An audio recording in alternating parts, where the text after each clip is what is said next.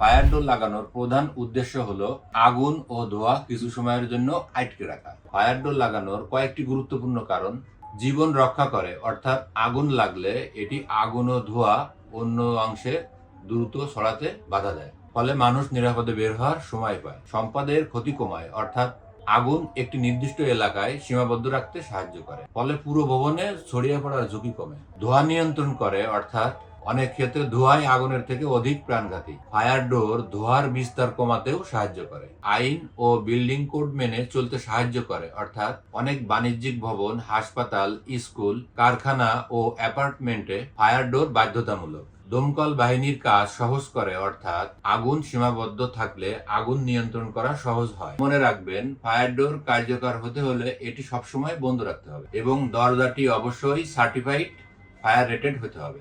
সাধারণ ডোর শুধুমাত্র মানুষের যাতায়াতের জন্য, আর ফায়ার ডোর মানুষের জীবন ও সম্পদ রক্ষার জন্য। আগুন লাগলে এই দরজা নির্দিষ্ট সময়, অর্থাৎ 120 মিনিট আগুন ও ধোঁয়ার বিস্তার কমিয়ে রাখে।